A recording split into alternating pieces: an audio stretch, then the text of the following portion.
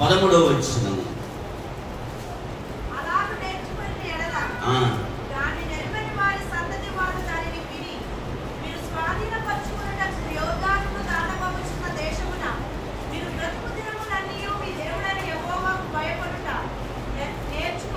ఎప్పటి వరకు భయపడాలా దేవుడికి? బ్రతుకు దినాలన్నీ దేవుడికి భయపడడం నేర్చుకోవాలా.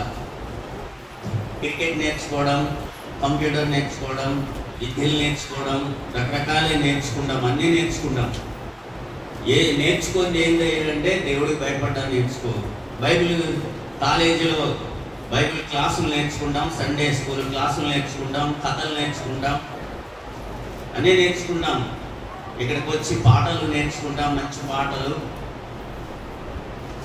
కాబట్టి మన ధ్యాన అంశము రూపాంతరము పొందాలి అనే అంశం మీద ధ్యానం చేస్తున్నాం. ఈరోజు రూపాంతరం పార్ట్ 3. ఎంత? పార్ట్ 3 రూపాంతరము చెందాలి అనే విషయంలో 3వ భాగాన్ని మనం ధ్యానం చేస్తాం. అయితే మనిషి దేవుడికి భయపడడం నేర్చుకోవాలి. ఇంకొక విషయం కూడా చెప్తున్నా, మన అందరం ఈ హాల్లో ఉన్న మందిరంలో ఉన్న అందరం పాటిస్తే సడన్గా పాట పాడకండి. ఈ వారం అంతా నువ్వు ప్రార్థనలో లేకపోతే నీకు పాట ఇచ్చినా పాడకు, ప్రార్థన ఇచ్చినా ప్రార్థన చేయకు, వాక్యం ఇచ్చినా వాక్యం చెప్పకు, కీర్తన చెప్పమన్నా కీర్తన చెప్పకు, ఏ ఊరన్నా వెళ్ళి వాళ్ళ ఆరాధన జరపమన్నా జరపదు. నువ్వు ఈ వారమంతా నీకు ప్రార్థన లేనప్పుడు, ఇది కూడా ఇంతకుముందే చెప్పాను, ఈ వారమంతా నువ్వు దేవుడితో గడపనప్పుడు నువ్వెక్కడ ప్రార్థన చేయొద్దు. అవకాశం ఇచ్చినా నువ్వు పాపివే అని గుర్తించవచ్చు. నేను అయ్యో పాటిస్తే పాడట్లేదంటే ఏమేం పాపం చేసిందో, ఏమేం పాపం చేసిందో అనుకోవచ్చు. అది పాపమే. ప్రార్థన చేయకపోవడం కూడా అంతే. వారం మొత్తంలో దేవుడితో సహవాసం చేయని వాళ్ళు దేవుడి కార్యాలలో ఎక్కడ మనసు చంపుకొని దేవుడి పని చెయ్యొద్దు. ఎక్కడికి వెళ్ళి చాలామంది రకరకాల స్టేటస్లు పెడుతుంటారు, ఇండైరెక్ట్గా కొట్టడానికి మనుషుల్ని. నీ మనసులో ఒకటి అనుకొని ఆ స్టేటస్ పంపడానికి నువ్వు ఇష్టపడినా ఆ వారం దేవుడికి దూరమే. నువ్వు అలా చేస్తుంటారు చాలామంది ఇండైరెక్ట్గా. కాబట్టి ఇవన్నీ గుర్తించాల. దేవుడికి భయపడడం నేర్చుకోవాలి మనం. ఎవరికి భయపడాలంట? దేవుడికి భయపడడం నేర్చుకోవాలి. అయ్యో నేను నిలబడి చెప్పగలనా, ఏదో పాటించారు కానీ పాడుతున్నా నేను అని అనుకోవద్దు. నువ్వు దేవుడికి భయపడంత వరకే. నీకు అవకాశం వస్తే దేవుడు భయంలో ఉంటే అవకాశం ఇస్తే వాడుకో, కానీ దేవుడితో సహవాసం లేకుండా నీకు అవకాశం వస్తే నువ్వు వాడుకోవద్దు. అర్థమైందా? ఎవరమైనా సరే. అలానే దేవుని ఆరాధనలో కూడా అంతే. ఏ మాత్రము కళ్ళు మూయకుండా, నేను చాలామందిని చూస్తున్నా, అంటే ఇక్కడ కూడా కూర్చున్న వాళ్ళు కూడా కళ్ళు మూయరు ఎక్కువ శాతం. ఇక్కడ కూర్చున్న వాళ్ళు మూయరు, అక్కడ కూర్చున్న వాళ్ళు మూయరు. వాళ్ళకు కూడా ప్రార్థన ఇవ్వద్దని చెప్తున్నా. పాస్టర్ గారికి ఇంతకుముందు కూడా చెప్పాను. అలాంటి వాళ్ళకి ప్రార్థన ఇవ్వకండి, అలాంటి వారికి పాట ఇవ్వకండి. దేవుడైతే నన్ను లెక్క అడగడు. నేను ప్రతిదీ సంఘానికి ఏది కావాలో అది చెప్తున్నా. దాన్ని సంఘాన్ని ఏ విధంగా నడిపించకపోతే చెప్పేవాళ్ళు చెప్తారు లెక్క. కాబట్టి దేవుడికి భయపడాలి. మనం వచ్చిందే దేవుడి దగ్గరికి. ఒక విషయం చెప్పి నేను వాక్యంలోకి వస్తాను. ఆదికాండం 42:18 వచనం చదువుతున్నాను.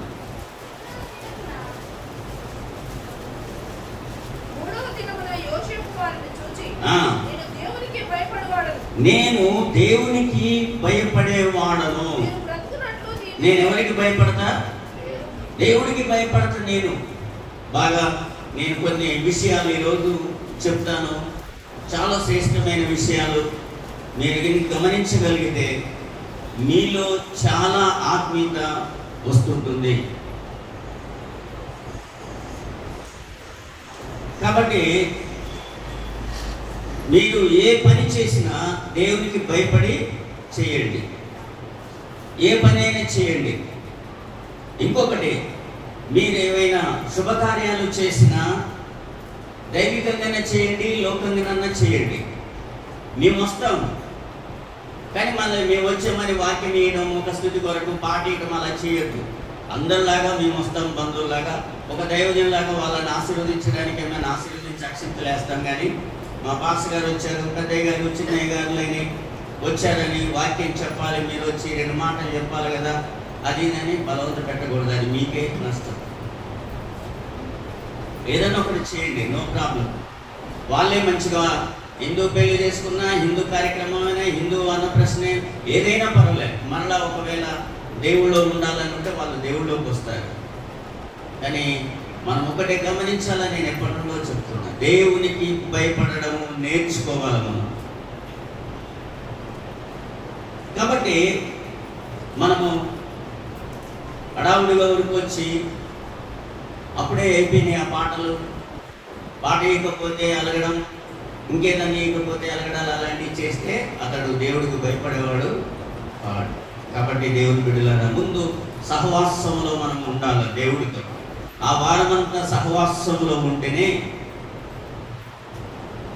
నీకు దేవుని యొక్క సన్నిధి అనుభవించే అవకాశం ఉంటుంది.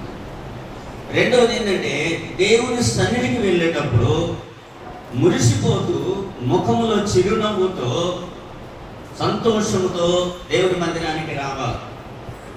ఇది కూడా చాలాసార్లు చెప్పాను. ఇంటికాడ ఆ మాటలు ఈ మాటలు అనుకున్నాం, లేకపోతే వాళ్ళతో వీళ్ళతో గొడవ పెట్టుకున్నాం, లేదా పిల్లలు తింటూ, భర్తను తింటూ, నీ సావు నువ్వు సావు, నువ్వు ఎప్పుడన్నారా, నేనైతే పోతున్నా అనుకుంటూ రకరకాలుగా వస్తూ ఉంటారు. వాళ్ళు కూడా బల్లా తీసుకోవడం కానీ అది న్యాయము కాదు, దేవుడితో సహవాసం కాదు. మనము దేవుడి దగ్గరికి వెళ్ళేటప్పుడు దేవుడి భయముతో వెళ్ళాలి. రెండవది ఏంటంటే, సంఘానికి వెళ్ళేటప్పుడు, ఇంటి నుండి చర్చికి వచ్చేటప్పుడు ఉత్సాహంతో రావాలి, సంతోషంతో. ఒక స్త్రీ లేకపోతే ఒక ఆడబిడ్డ తన పుట్టింటికి వెళ్ళాలంటే ఎంత ఉరకలు వేస్తూ వారం నుండే ప్లాన్ తీసుకుంటుంటుంది. నేను ఎట్లా, ఏంటి, ఆ రోజు ఏ శారీ కట్టుకుంటే బాగుంటుంది, అమౌంట్ విషయంలో, లేకపోతే ఎన్ని డ్రెస్సులు పెట్టుకుంటే మళ్ళీ నేను ఎంతవరకు ఉండాలా, అది ఇది అన్నీ ప్లాన్ చేసుకుంటుంది. ఆ రోజుకి ఫిక్స్ అయ్యి వెళ్ళిపోతుంది. వెళ్ళిపోయేటప్పుడు చాలా సంతోషంగా ఉంటుంది. అలానే దేవుని మందిరానికి వచ్చేవాడు కూడా ఇంటి నుండి వచ్చేటప్పుడు ఎలా రావాలా? చాలా సంతోషంగా రావాలా. హృదయంలో కపటము ఉండకూడదు. సరే, మనం ఒక వాక్యాన్ని చదువుకొని ముందుకు వెళ్దాం. పరిశుద్ధ బైబిల్ గ్రంథంలో నుండి రోమీయులకు రాసిన పత్రిక 12వ అధ్యాయం మొదటి 2 వచనాలు.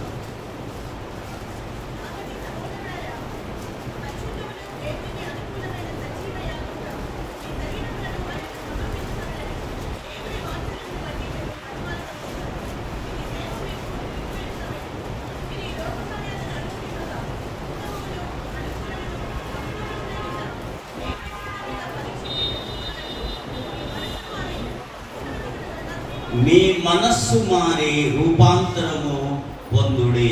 ప్రేమ కలిగిన తండ్రి, చదవబడిన వాక్యం ద్వారా మాతో కొన్ని విషయాలు మీరు మాట్లాడండి. మీరు మాట్లాడుతున్నప్పుడు మేము వినయముతో, విధేయతతో, విశ్వాసముతో నాయనా నేర్చుకోగలిగినట్లు సహాయం చేయండి.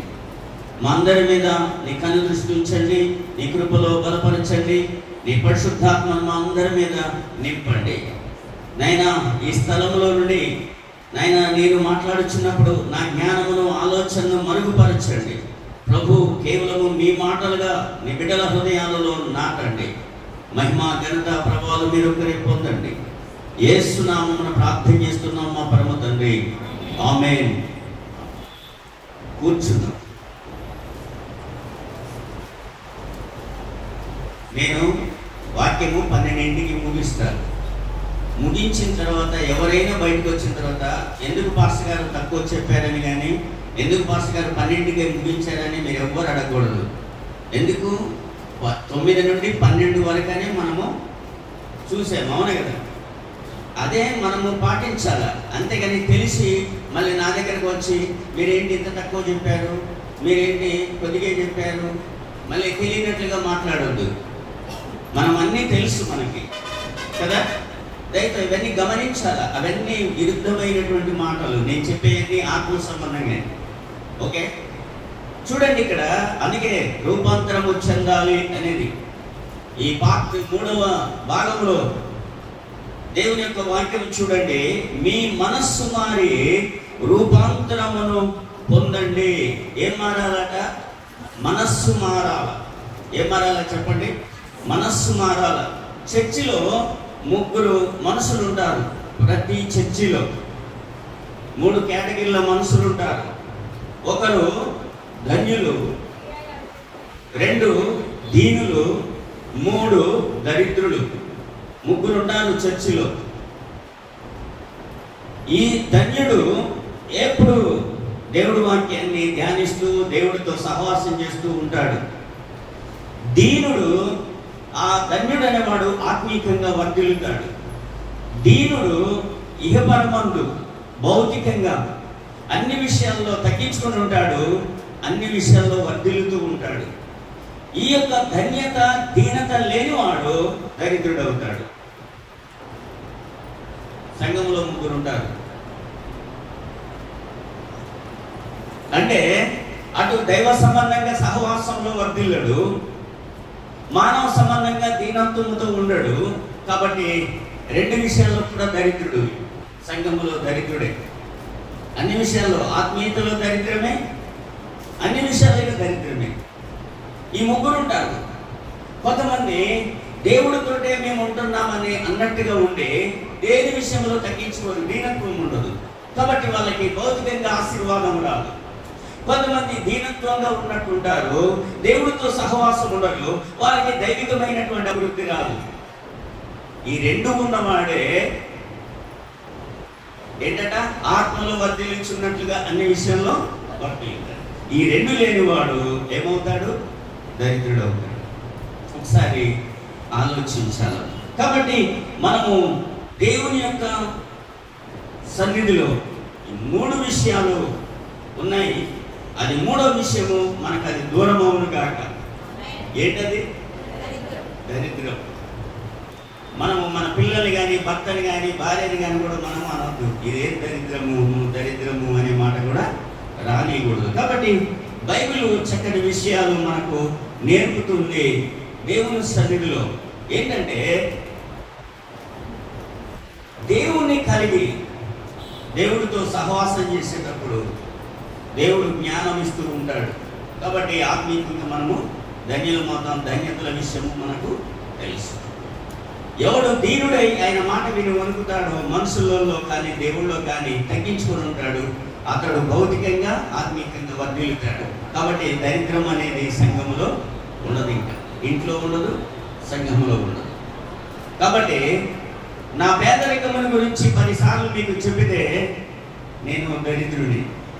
ఊరికే మనం 10 సార్లు చెబుతూ ఉంటాం, ఇవాళ నాకేం లేదు, ఇవాళ నాకేం లేదు, ఇవాళ నాకేం లేదని 10 సార్లు చెప్పుకుంటూ ఉంటే అపవాది ఏం చేస్తూ ఉంటాడు? నీకేం లేకుండా చేయడానికి కొరకే నిన్ను ఈ విధంగా ఉంచేది అనేది.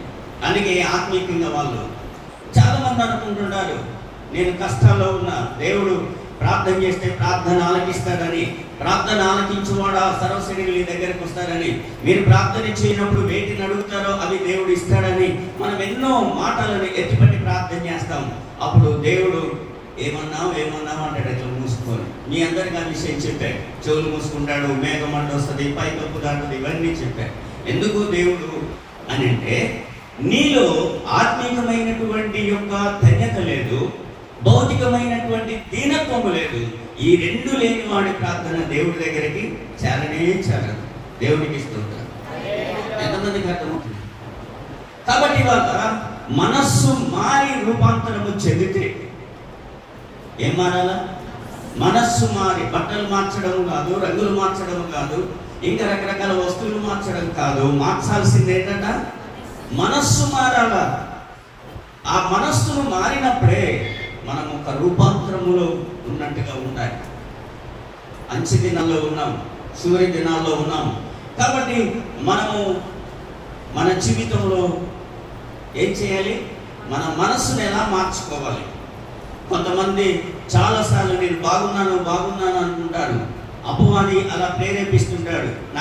నేనేమి మంచిగానే ఉన్నాను, నా స్వరం బాగుంది, నా జ్ఞానం బాగుంది, నా స్టడీ బాగుంది, నా ఎక్స్ప్లెనేషన్ బాగుంది, నా ప్రజెంటేషన్ బాగుంది అని చెబుతూ ఒక ముసుగు వేస్తుందట. కొరింథీయులో చెప్తారు పౌలు గారు, ఆ ముసుగున్నంత వరకు ఆ భ్రమలోనే బ్రతుకుతాం. దేవుడితో సహవాసం అనేది, సంఘముతో సహవాసం అనేది అవసరం. సేవకుడితో సహవాసం అనేది చాలా సహవాసం లేక చేసిన సంఘములో మూడో వ్యక్తిగా ఎవరు? దరిద్రులు. మనకు తగదు. చెప్పండి, మాట మనకు తగదు. దేవుడు మన కొరకు ఎన్నో దాచిపెట్టాడు మన దరిద్రం పోవడానికి. కానీ దరిద్రుడిని ఎప్పుడూ బాగు చేయలేడని ఒక సామెత ఉంది. కానీ దరిద్రుడిని బాగు చేసేవాడు కూడా ఉన్నాడు దేవుడు. ఏమన్నాడు సమూయేలు గ్రంథంలో? దరిద్రుడిని ఎక్కడికి తీసుకొస్తాడట? ఉన్నతమైనటువంటి స్థానంలో కూర్చోబెడతాడు. దరిద్రుని మనిషి లోకం హేళన చేస్తుంది, కానీ దేవుడు పట్టించుకుంటాడు. ఒకరోజు రానే వచ్చింది, ఈరోజు నీ దరిద్రము పోవడానికి. దేవునికి స్తోత్రం. అలాంటి పేరు మనకు వాడబడడానికి అవకాశం లేదు మన సంఘంలో. కాబట్టి ఒక చిన్న ఒక పదవిచనం కూడా పాటించుకున్నాం. పాట పాడే వాళ్ళతో, జీవితంలో నీలా ఉండాలని నాలో ఎంతో ఆశ ఉన్నది. రూపాంతరమునకు సంబంధించిన మంచి పల్లవి చరణం ఒకటి. ఎవరి దగ్గర మైకులు చాలా అలిగినట్టున్నారు, వాళ్ళంతా చాలా సైలెంట్గా కూర్చున్నారు.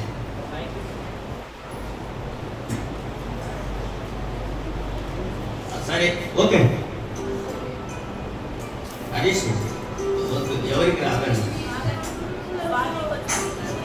ఓకే.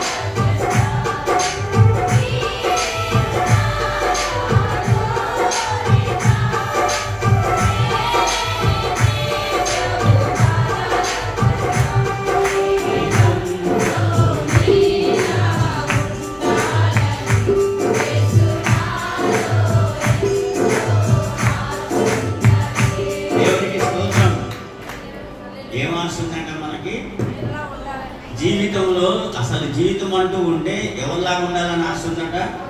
యేసు ప్రభులాగా ఉండాలని ఆశ ఉందంట. అందుకే చేరితి నీ పాదాల చెంత. ఇది చెప్పండి, నిజమా అబద్ధమా? యేసు ప్రభులాగా ఉండడానికే ఆయన పాదాల దగ్గరికి వచ్చామా? మరొక ముగ్గురు ఉంటారు సంఘంలో. ఒకరు అసూయతో బ్రతికేవారు ఉంటారు. వీళ్ళకి ఒకరు పాటిస్తే నచ్చదు, ఒకళ్ళ ఫోటో కనపడితే నచ్చదు. అసూయతో వాళ్ళకంట సరైన నిద్ర రాదంట, అసలు ఊరికనే మెదులుతూ ఉంటుంది. రెండో వాళ్ళు అహంకారంతో బ్రతుకుతారట. అంటే నేను చూడే ఎలా ఉన్నాను, ఆ పాడినందుకు మాట్లాడినందుకు చాలా ప్రైడ్గా ఫీల్ అవుతూ ఉంటారు అన్నాడు. కొన్ని కళలు ఉండేటప్పటికీ వీళ్ళకంట సరైన స్నేహితులు ఉండారట అహంకారులకు. అసూయకు ఉండేవారికి సరైన నిద్ర ఉండదు, అహంకారులకు సరైన స్నేహితులు ఉండరు. మూడో వ్యక్తి అనుమానంతో బ్రతికేవాడు. పొద్దులు లేస్తే ఇక అనుమానమే, ఎవరితో మాట్లాడిన అనుమానమే, ఎవరింటికి పోయిన అనుమానమే, ఎవరు ఫోన్ మాట్లాడుకున్న అనుమానమే. ఈ అనుమానంతో బతికేవాడికి సరైన జీవితం ఉండదట. అందుకే వీడికి దరిద్రుడని పేరు పెట్టింది. ముగ్గురు ఉంటారు సంఘంలో. ఒకడు అసూయ, ఒకడు అహంకారి, ఒకడు అనుమానం. ఈ ముగ్గురు సంఘంలో ఉండకూడదు. చెప్పండి, దేవునికి స్తోత్రం చెప్పండి. హల్లెలూయా. ఈ ముగ్గురు సంఘంలో ఉంటే సంఘంలో దరిద్రం తప్ప మరొకటి ఉండదు. కాబట్టి యేసు పాదాల దగ్గరికి ఎందుకు వచ్చాం మనము అంటే, నీలా ఉండడానికి, యేసు ప్రభులాగా మారడానికి. అందుకే మన మనస్సు మారి ఏం కావాలట? రూపాంతరము చెందాలి. దేవునికి స్తోత్రం. మన మనస్సు మారి రూపాంతరము చెందకపోతే మన మనస్సులో లోకమే ఉంటుంది. ఏముంటుంది?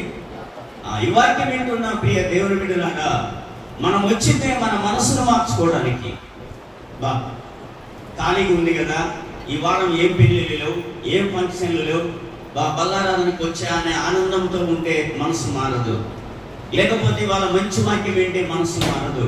ఇవాళ మంచి ఆరాధన ఉంటే మనసు మారదు. నీ మనసులో ఉన్నాయి చంపుకుంటే మనసు మారుతుంది. దేవునికి స్తోత్రం. కాబట్టి మనము దేవునికి భయపడడం నేర్చుకోవాలట. మందిరానికి వస్తే ఏం నేర్చుకోవాలా? దేవునికి భయపడడం నేర్చుకోవాలా. దేవునికి భయపడడం నేర్చుకోవాలా. నాకు వాక్యం ఇస్తే నేను కోటలు దాటి ప్రసంగాలు చేస్తా. నాకు వాక్యం ఇస్తే తాటికాయల మాటలు వాడతా. నాకు వాక్యం ఇస్తే నాంతటోడు లేడని అందరినీ వాక్యం ద్వారా కొడతా. ఇవన్నీ చేస్తే నష్టపోయేది నేనే. అవునా కదా? మళ్ళీ స్టేజ్ దిగినాక కూడా నా బ్రతికి అలానే కనపడాలి సాక్ష్యం. కానీ చాలా మందికి అలా ఉండదు. మైకు పట్టుకున్నప్పుడు మాట్లాడే ఆ నడిపింపు, ఆలోచన, మాటలు మైకు తీసిన తర్వాత అస్సలు ఉండవు. తర్వాత ఈరోజు ఒకటి దేవుడు మనతో మాట్లాడుతున్న విషయం, నా ప్రియ సహోదరులారా, సంగమా, మీ మనస్సు మారి ఏం కావాలా? రూపాంతరము చెందాలా. ఆ మనస్సులో ఏమున్నాయో తీసేసుకోవాలి. అది నీ మనసులో ఏమి ఉన్నాయో అవి తొలగించుకోవాలి. నీ మనసులో దేవుణ్ణి బాధ పెట్టేయి, నీ మనసులో దేవుణ్ణి కష్టపెట్టేయి, నీ మనసులో దేవుడికి విరుద్ధమయ్యాయి, నీ మనసులో దేవునికి అయిష్టమైనవి, నీ మనసు దేవుణ్ణి గాయపరిచేయి. ఏది ఉన్నా ఏం చేయాలా? ఈరోజు తొలగించుకోవాలి. దేవుడి దగ్గర పోరాడాలి. దేవుడితో పోరాడాలి. చాలా మంది ప్రార్థన చేస్తూ ఇదంతా నీ చిత్తమే నాయన, నువ్వు చేయబట్టే జరిగింది అని అనుకుంటాం. నీకు చెప్పాడా? నా చిత్తం వల్లే జరిగిందని మనకి చెప్పాడా? అన్ని మనం ఊహించుకుంటాం. ఎస్సింగ్ అనుకోకుండా మన కొడుకు కోడలో చర్చికి వచ్చింది అనుకోండి, అబ్బా దేవా ఎంత గొప్ప దేవుడు, నీ చిత్తం నాయన. ఆయన మనసులో ఏ కష్టం ఉండి వచ్చిందో. దేవుని చిత్తం తెలుసుకోవడం అంటే ఏంటో మీకు ఇంతకుముందే చెప్పాను. అలా తెలుసుకోకుండా ప్రార్థన చేస్తే ప్రతి మాటకి దేవుని చిత్తం అని వాడితే దేవుడు కూడా బాధ కలుగుతుంది. నీకెంత మంట మండుతో ఆయన కూడా అంతే బాధ కలుగుతుంది. అవునా? కాబట్టి ఒక్కటి ప్రియులారా, మనము మన ముఖ స్వరూపము మారకపోతే, మన వస్త్రములు మేరకపోతే, మన మనసు మారకపోతే, జరగకపోతే, మనం మనిషిగానే మందిరానికి వస్తే మనిషిగా ఉంటే బాధ పెడతాం, దేవుడిని బాధ పెడతాం. పిల్లలు అర్థమవుతున్నాయా? మనుషులను బాధ పెడతాం, దేవుణ్ణి బాధ పెడతాం. కాబట్టి దేవుడి యొక్క వాక్యాన్ని మనము వినాలా. దేవుడి వాక్యము వినేటప్పుడు కొందరు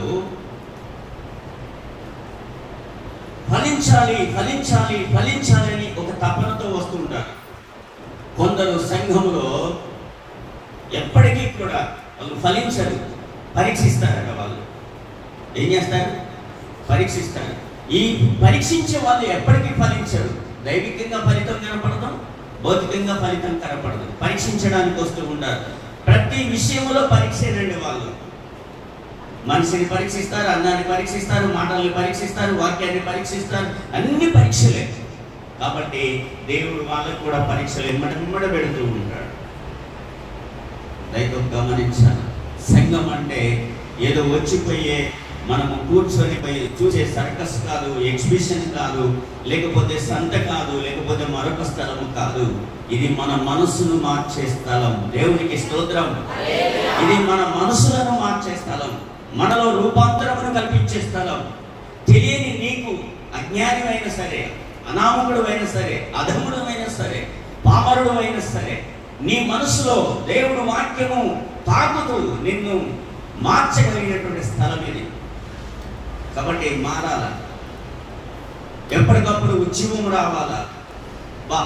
పోయిన సంవత్సరం ఎంత చక్కగా ఉండేనో, 2 ఏళ్ల క్రితం మా ఊళ్ళో ఆరాధనలు ఎంత బాగా జరిగినో, అని నువ్వే చెప్తావు. మరి ఇప్పుడు ఎందుకు జరగట్లే? నువ్వు బాగలేవు, నువ్వు అక్కడ ఆత్మీయంగా ఉండట్లే, నీతో ఉన్న వారిని గలిబిలి చేస్తున్నావు, ఒకరికొకరు సమాధానం లేదు, ఒకరికొకరికి కలుపుకొని పోయే మనస్తత్వం లేదు. ఇలాంటి టైంలో సంఘంలో ఉద్యమం చనిపోతుంది, నీ కుటుంబంలో ఉద్యమం చనిపోతుంది, నువ్వు ఉన్న స్థలంలో ఉద్యమం చనిపోతుంది. కాబట్టి కొంతమంది సంఘంలో ఎప్పటికీ ఫలించరు, వాళ్ళు ఎప్పుడు అలానే ఉంటారు, ఎప్పుడు అలానే ఉంటారు, ఎప్పుడు అలానే ఉంటారు. ఇక వాళ్ళకు ఒక మాట రాదు, ఒక పాట రాదు, ఒక ఏదన్నా బైబిల్ క్విజ్ పెడితే రాదు, లేకపోతే సంఘంలో ఆత్మీయంగా ఎదుగుదల రాదు. ఎవరైనా ఎదుగుతుంటే వాళ్ళని పరిశీలన చేస్తారు, పరీక్ష చేస్తారు. కానీ దేవుడు ఈరోజు అంటున్నాడు, నేను ఎందుకు ఈ మాట చెప్తున్నానంటే, నీ క్షేమాభివృద్ధి కోరే నీలో ఫలింపని ప్రతి తీగను నేను తీసి పారేస్తాను. ఈరోజు దేవుడికి స్తోత్రం చెప్పండి. నీ క్షేమం కోరి, నీ అభివృద్ధి కోరి నీలో ఫలించని ప్రతి తీగను ఆయన తీసి పారవేస్తాడు. ఫలించని తీగలు నీకు తెలియవు, నాకు తెలియవు, కానీ వాక్యానికి తెలుసు. ఫలించని తీగలు నీకు తెలియవు, నాకు తెలియవు, దేవుడికి తెలుసు. ఆ ఫలించని తీగలు ఏంటో నీలో ఉన్నవి తీసి పారేస్తాడు. ఏంటో ఫలించని తీగ నేను చెప్పనా? తెలియదు అన్నాను. ఏంటో ఫలించని తీగ నాకు తెలియదు, కానీ నీకు తెలుసు. ఏంటో తీగ చెప్పనా? ఆ తీగ పేరు నువ్వు బాధపడుతున్నావే. మాట అంటుంటే నీలో గాయమవుతుంది, మాట అంటే నీకు నొచ్చుకుంటుంది. తర్వాత నువ్వు ఇంటికి వెళ్ళిన తర్వాత దీన్ని మనసులో ఇంకా వేరే విధంగా అనుకుంటావే, అదే ఫలించని తీగ, అది పోవాలి. దేవుడికి స్తోత్రం చెప్పండి. ఎంతమందికి అర్థమవుతుంది? దేవుడు ఈరోజు మనము ఫలించాలట, బహుగా ఫలించాలంట. అప్పుడే ఆ రూపాంతరము చెందిన జీవితానికి అర్థం ఉంటుంది. నువ్వు ఫలించకపోతే నీలో ఇంకా రూపాంతరము ప్రారంభము కాలేదు అనేది దేవుడు చూస్తుంటాడు. కాబట్టి ప్రియ సంగమ, ప్రియ దేవుని బిడ్డలారా, మనము రూపాంతరము చెందాలి అంటే మన మనస్సు మారాలి. నాగరాజుకు ఒక అవకాశం ఇస్తా, ఒక పల్లవి చరణం పడతాడు. ఎందుకు నాగరాజు పేరు చెప్పినంటే, నాగరాజు పేరు నాకు తెలుసు, నీ వైపే చూస్తున్నా అనేది ఒక చక్కగా పాడతాడు.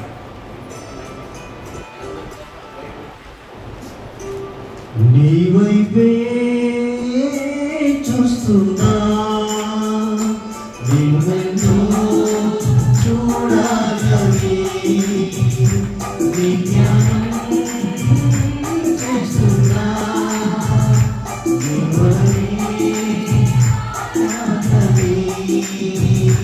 నీ వైపే చూస్తున్నా, నిన్ను చూడాలని, నీ జ్ఞానం చేస్తున్నా, నీ వలనే మారాలని, నీ చిత్తము నాయనా కలిగించాలని, నీ ప్రేమను కలిగించాలని, నీ చిత్తము నాయనా కలిగించాలని, నీ ప్రేమను ప్రవహించాలని, నీ వైపే చూస్తున్నా, నీ వలనే చూడాలని, నీ జ్ఞానం చేస్తున్నా, నీ వలనే మారాలని.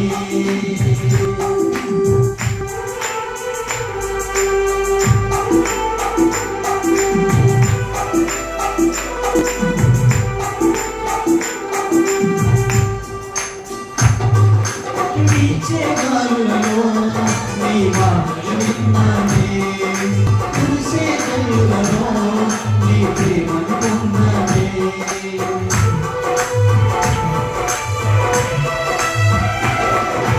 నీచే గాలులలో నీ మాటలు విన్నానే, కురిసే కన్నులలో నీ ప్రేమను పొందానే, నీ ప్రేమ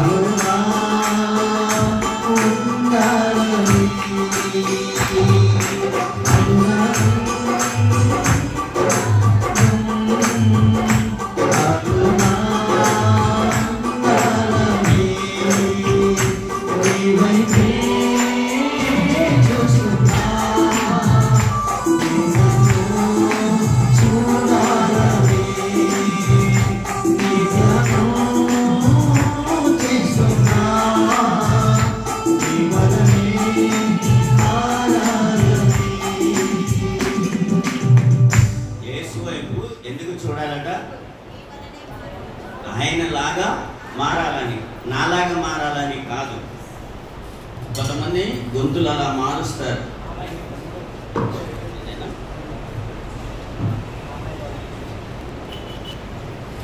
ఎవరిలాగా మారాలనుకుంటారు?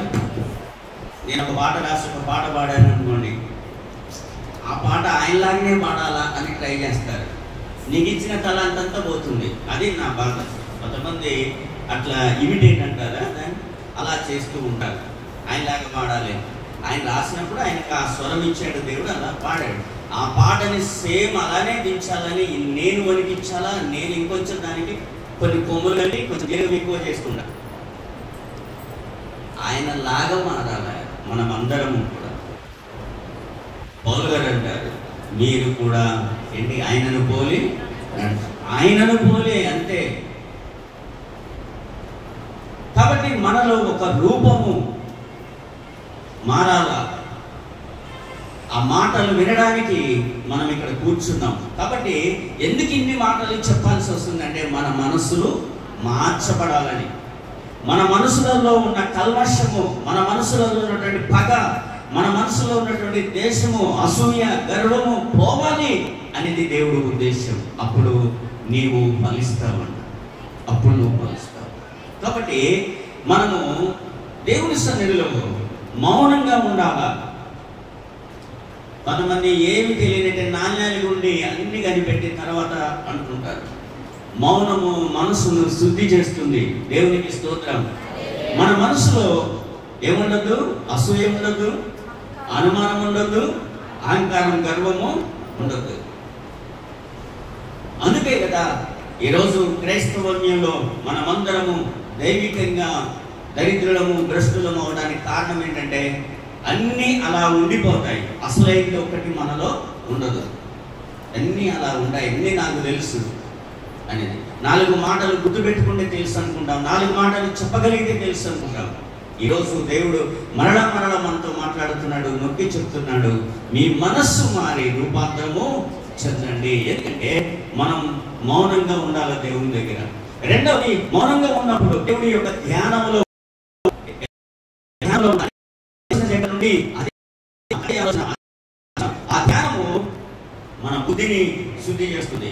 మౌనం మనసును శుద్ధి చేస్తే మన యొక్క ధ్యానం బుద్ధిని శుద్ధి చేస్తుంది.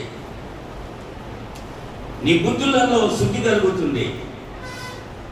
మనం గిన్నెలు దోమినట్టుగానే మౌనమేమో మనసుని కడుగుతుంది, ధ్యానమేమో బుద్ధులు కడుగుతుంది. దేవుడి ద్వారా ఈరోజు దేవుడు జ్ఞాపం చేస్తున్నాడు, నీవు మరీ ఎక్కువగా ఫలించాలా, నువ్వు బహుగా ఫలించాలా, నువ్వు అత్యధికంగా ఫలించాలా, అన్ని విషయాల్లో ఫలించాలా. అందుకే యెహోవా ధర్మశాస్త్రమును దీవారాత్రము దాన్ని ధ్యానించినవాడు ధన్యుడు. ధన్యుడు. ఆ ధన్యుడే దేవుని దగ్గర ఎలా ఉంటాడు? దేవుడు భయం కలిగి ఎట్లుంటాడు? దీనుడుగా ఉంటాడు. ఈ ధన్యుడు దీనుడు ఇద్దరు కలిస్తే దరిద్రాన్ని వెళ్ళగొడతారు. దేవునికి స్తోత్రం. దరిద్రాన్ని వెళ్ళగొడతారు. ఒకడు 1000 మందిని తరుముతారు, ఇద్దరు ఎంత? కరెక్ట్గా చెప్పండి. ఇది మీరు చెప్పేది కరెక్టే, కరెక్ట్గా చెప్పండి. 10,000 మందిని. అంటే ధన్యుడు 1000 మందిని తరిమితే దీనుడు కలిసి 9,000 మందిని. ధన్యుడు 1000 మందినే కదా, దీనుడు వచ్చేటప్పటికి 9,000. వీరిద్దరు కలిస్తే ఎంతమందిని? 10,000 మందిని తరుముతారు. అలాంటి బలహీనతలు మన సంఘములో నుండి, మన హృదయంలో నుండి, మన జీవితంలో నుండి, మన విశ్వాసములో నుండి పారిపోవును కాక. దేవునికి స్తోత్రం. కాబట్టి ఉండండి. 2 దీనుడుగా ఉండండి. 3 దరిద్రాన్ని వెళ్ళగొట్టి బహుగా ఫలించేడు వారిగా ఉండండి. అప్పుడు నువ్వు సంఘములో మౌనంగా ఉంటావు. అంటే నీ మనసు శుద్ధిగా ఉంటుంది. నువ్వు దేవుని ధ్యానంలో ఉంటావు. నీ బుద్ధులు నీటిగా ఉంటాయి. నువ్వు అప్పుడు ప్రార్థన చేస్తే దేవుడు నేను ఆలకిస్తున్నాను, నీ ప్రార్థన వినబడింది అని చెబుతాడు. దేవునికి స్తోత్రం. ఇవేమీ లేకుండా, నేను చెప్పిన ఏమీ లేకుండా నువ్వు ప్రార్థన చేస్తే ఎవరు వినరు? నేనే విన్ను, ఇంకా ఆయనే వింటాడు. యెషయా గ్రంథం 6వ అధ్యాయం 1వ వచనం.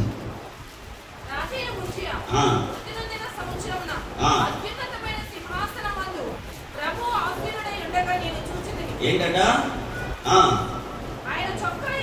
ఆయన ఆసీనుడై ఉండడము నేను చూచితిని. చెప్పు.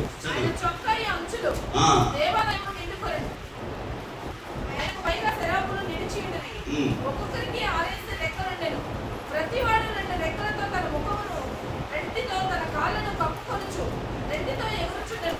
వారు సైన్యములకు అధిపతియగు యెహోవా పరిశుద్ధుడు పరిశుద్ధుడు, సర్వలోకము ఆయన మహిమతో నిండి ఉన్నది అని గొప్ప స్వరముతో గాన ప్రతికారమును చేయుచుండెను. వారి కంఠ స్వరం వలన గడప కమ్మల పునాదులు కదులుచు, మందిరము ధూమము చేత నిండగా. వారి స్వరముతో పాడుతుండే గడప కమ్ముల పునాదులు కదులుతూ ఉంటే మందిరములో ధూపము నిండిపోతూ ఉన్నదంట. అప్పుడు ఏ పాపాత్ముడు వచ్చి మందిరంలో కూర్చున్నా, అయ్యో నేను పాపిని, అపవిత్రమైన వాడను అని అంటాడట. దేవునికి స్తోత్రం. మందిరంలో 2 జరగాల. ఏం జరగాల? స్వరాలు ఎత్తకు. అందరూ గొప్ప స్వరముతో గాన ప్రతిగానములు. అస్సలు అలా టక్కన అందుకోవాలా. వెనక ఒక రకంగా, ముందు ఒక రకంగా, వచనంలో వచ్చిన రకంగా, అసలు ఎన్నో రకాలుగా పాడుతుంటారు. ఇక అందరూ పాడాల. ఇప్పుడు రాజా నీ సన్నిధిలోనే ఉంటానయ్యే పాట తెలియని వాళ్ళు చెయ్యొద్దండి. నాకు తెలియదు అన్నోళ్ళు అందరికీ తెలుసా?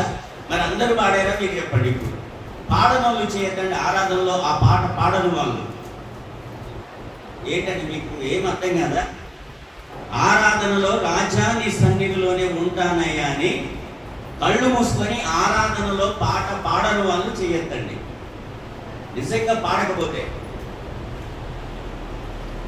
మీరందరూ అబద్ధమే చెప్పారు. ఎందుకు తెలుసా?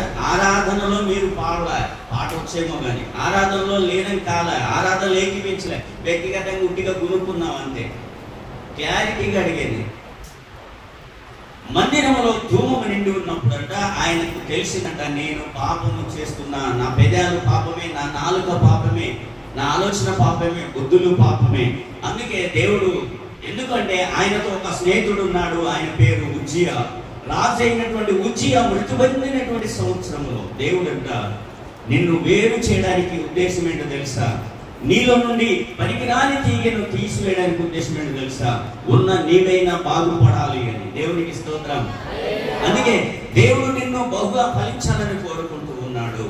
ఉజ్జియాని గొప్ప ప్రవక్తగా చూశాడు దేవుడు మనసులో. ఉజ్జియాని గొప్ప దర్శనం కలిగిన వాడిగా చూశాడు దేవుడు. ఉజ్జియాలో దేవుడి యొక్క మహిమను చూశాడు. అందుకొరకే ఆ ఉజ్జియా పోవాలి, యెషయాలో ఈ మహిమ రావాలి, యెషయాలో ఈ ప్రవచనాలు నెరవేర్చబడాలి అంటే ఉజ్జియా ఆయన నుండి, స్నేహంలో నుండి పక్కకు తొలగాల. ఆ తొలగినటువంటి మరుక్షణమే ఆయనకు ఒక గొప్ప దర్శనం. దేవుడు సింహాసనోసీనుడై ఉండడము యెషయా చూస్తూ ఉన్నాడు. ఈ రోజు కూడా అంతే. నీ మనసు మారి నూతనమైతే, నీ మనసులో దేవుడికి ఇష్టం కానివి పక్కకు తొలగితే, నీలో దేవుడికి ఇష్టం కాని వెళ్ళిపోతే, దేవుడు వెంటనే నీకు ఒక మంచి దర్శనం ఇస్తాడు. నువ్వు దర్శనం చూస్తావు.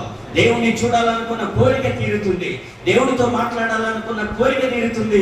దేవుడితో స్నేహించాలన్న కోరిక తీరుతుంది. దేవుడితో నడవాలన్న కోరిక తీరుతుంది. దేవుడితో సంబంధం కలిగినటువంటి ఆశ నీకు నెరవేరుతుంది. దేవునికి స్తోత్రం. అలా నీ మనసులో మార్పు రానంత వరకు, నీ మనసులో ఉజ్జియా చనిపోయినంత వరకు, నీ మనసులో దేవుని బాధ పెట్టే క్రియ తొలగిపోయినంత వరకు నీకు ఆయనకి ఏ సంబంధము లేదు. దేవుడు చూస్తున్నాడు. నీలో దేవుడు ఒక దర్శనం చూస్తే, నీలో నీవు ఒక దర్శనాన్ని చూసి నువ్వు నడుస్తున్నావు. దేవుడు నీలో కొన్ని ఆలోచనలు చూస్తే నీవు సొంత ఆలోచనలు చేస్తున్నావు. దేవుడు మహిమను చూస్తుంటే నువ్వేదో కోరుకుంటున్నావు. కాబట్టి నీలో అనుకున్నది దేవుడు ఒక ఉద్దేశము, నీలో నీవు అనుకుని నువ్వు నడిచిన ఒక ఉద్దేశము. కాబట్టి నీకు దేవుడికి కలవట్లేదు. కాబట్టి ఈరోజు దేవుడు మాట్లాడుతున్నాడు, నువ్వు రూపాంతరం చెందాలి. మిత్రమా, స్నేహితుడా, సహోదరుడా, ఈ వాక్యం వింటున్న దేవుని బిడ్డ, నువ్వెక్కడున్నా, నువ్వెవరువైనా, ఏ స్థలంలో ఉన్నా, ఏ విధం చేతనైనా సరే, నీ మనస్సు మారి రూపాంతరము చెందినప్పుడు నువ్వు దేవుడి సహవాసంలోకి వస్తావు. నీలో నుండి దేవుడు మహిమ చూస్తావు, నీలో నుండి దేవుడు ప్రవచనం చూస్తావు, నీలో నుండి దేవుడు దర్శనాలను చూస్తావు. దేవుడు ఎలా ఉంటాడో నీకు దేవుడు తెలియచేస్తాడు. కాబట్టి ఉజ్జియా నీలో నుండి పక్కకి వెళ్ళిపోవాలి, వెళ్ళగొట్టాలి. అది ఆరాధన. దేవుడు అదే చూస్తున్నాడు. యెషయా నుండి ఉజ్జియాని తీసివేయకపోతే యెషయాలో దర్శనం వచ్చేది కానే కాదు. దేవుడు అనుకున్నాడు, యెషయా బలపడాలి, యెషయా బాగుపడాలి, యెషయా ఎదగాలి, యెషయా గొప్ప ప్రవక్త కావాలి, యెషయాలో నా మహిమను నేను చూడాలి, యెషయా ప్రవచనాలు నెరవేర్చబడాలంటే యెషయాతో ఉజ్జియా ఉన్నంత కాలం యెషయా బాగుపడడు. దేవునికి స్తోత్రం. నీకు బాగుపడాలని రోజు దేవుడు మాట్లాడుతున్నాడు. ఒకవేళ స్నేహంలో, మిత్ర బంధంలో నీకు వ్యతిరేకంగా ఉంటున్నానేమో, అంటే నీకు మంచి చేస్తున్నానని నువ్వు అనుకుంటున్నావు, కానీ అది కీడే కావచ్చు. నీ స్నేహితుల్లో మార్పు రానంత వరకు ఆ స్నేహము కాదు. అలాంటి స్నేహాలు ఇక్కడ ఎవరుకున్న దేవుని బిడ్డలారా, మీ మనసులు మారకపోతే, మీలో ఉజ్జియాలు చనిపోకపోతే నీకు జీవితకాలం అంతా తలకిందులైన దేవుడు దర్శనము రాదు, దేవుడి స్వరము వినపడదు, దేవుడి రూపము రాదు, నీలో రూపాంతరము కలగదు, దేవుడు వాక్యం నీకు అర్థము కాదు. అందుకే నీలో అసూయ, అందుకే నీకు గర్వం, అందుకే నీకు పగ, అందుకే నీకు అనుమానం, ఇలాంటివన్నీ నీ మనసులో ఎందుకున్నాయి? నీలో ఉజ్జియా బ్రతుకున్నాడు కాబట్టి ఉన్నాయి. దేవుడి రోజు నేను చూస్తున్నాడు. ప్రియ, ఎంత శ్రేష్టమైన జీవితం నీకు ఇవ్వబోతున్నాడో తెలుసా? నిన్నొక గొప్ప వ్యక్తిగా చేయాలని దేవుడు నీలో నుండి ఉజ్జియాను తీస్తూ ఉన్నాడు. నిన్ను గొప్ప ప్రవక్తగా చూడాలని కోరుకుంటున్నాడు, గొప్ప ఆరాధికుడిగా చూడాలనుకుంటున్నాడు, గొప్ప పాటలు పాడే వ్యక్తిగా చూడాలనుకుంటున్నాడు, గొప్ప కళలుగా నీలో నుండి బయటికి తీయాలని దేవుడు కోరుకుంటున్నాడు. కాబట్టి నీ మనస్సు మారి రూపాంతరము చెందాలి, అవన్నీ బయటికి రావాలి. ఏది నీ మనసు మారలేదో నీ మనసు ఒక క్యాన్సర్ వ్యాధిలో ఉంటుంది. ఆ క్యాన్సర్ అన్ని శరీర భాగాలను అవి తినుకుంటూ వస్తుంది, చివరికి నిన్ను కృంగదీస్తూ ఉంటుంది. పిల్లలు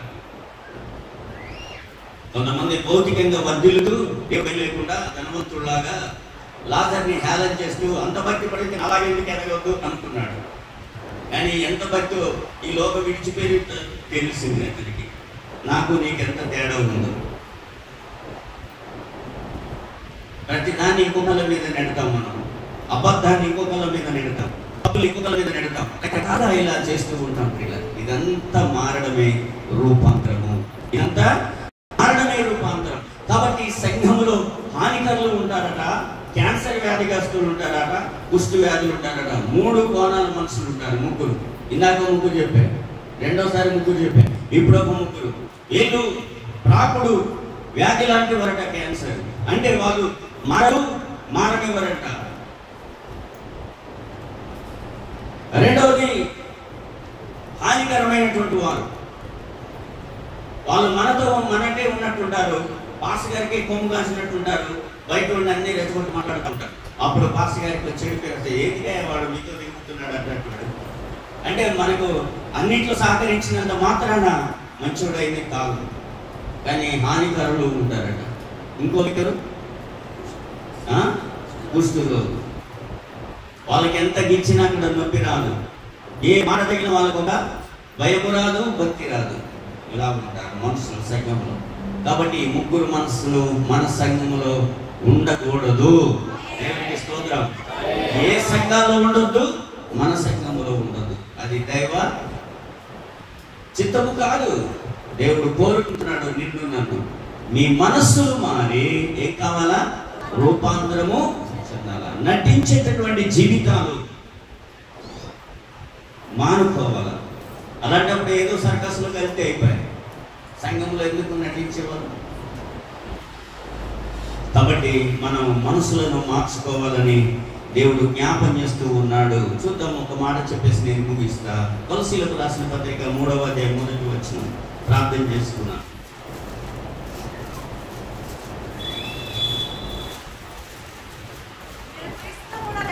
మీరు క్రీస్తుతో కూడా లేపబడిన వారైతే ఏ వెతకాలట? పైనున్న వాటినే వెతకండి. అక్కడ క్రీస్తు దేవుని కుడిపార్శ్వమున కూర్చుండి ఉన్నాడు. పైనున్న వాటి మీదనే గాని భూ సంబంధమైన వాటి మీద మీ మనసు పెట్టకండి. ఏలయనగా మీరు మృతి పొందితిరి, మీ జీవము క్రీస్తుతో కూడా దేవుని యందు దాచబడి ఉన్నది. మనకు జీవమై ఉన్న క్రీస్తు ప్రత్యక్షమైనప్పుడు మీరు ఆయనతో కూడా మహిమయందు ప్రత్యక్షపరచబడతారు. కాబట్టి మీరు పైనున్న వాటిని వెతకండి, భూ సంబంధమైన వాటిని వెతకదు. ఇక్కడ దేవుడు ఒక చిన్న ఆలోచన. మనుషుడు, పేతురు రాస్తారు తన పత్రికలో, మనుషుడు స్వార్థ ప్రియుడు. ఏ ప్రార్థన చేసినా స్వార్థం కొరకే ప్రార్థన చేస్తాడు. ఏం చేస్తాడు ప్రార్థన? చెప్పండి. ఎవరం ప్రార్థన చేసినా దేని కొరకు ప్రార్థన చేస్తాం? స్వార్థం కొరకే ప్రార్థన చేస్తాం. స్వార్థమే స్వార్థము. కానీ బైబిల్ చెప్తుంది, ఆయన రాజ్యము, ఆయన నీతి, ఆ రెండింటి కొరకు మీరు ప్రార్థన చేస్తే అప్పుడు అవన్నీ కూడా, మీ అవసరతలు ఎరిగిన దేవుడు అవన్నీ కూడా మీకు అనుగ్రహించబడతాయి. తలలు వంచి చిన్న ప్రార్థన చేసుకుందాం. అందరం కళ్ళు మూసుకొని తలలు వంచి చిన్న ప్రార్థన చేసుకుందాం. ఎవరికి వారికి కళ్ళు కరెక్ట్గా మూయండి. నేను కళ్ళు తెరిసి చూస్తాను. వాస్తవం ఇది. మీకంత ఇబ్బంది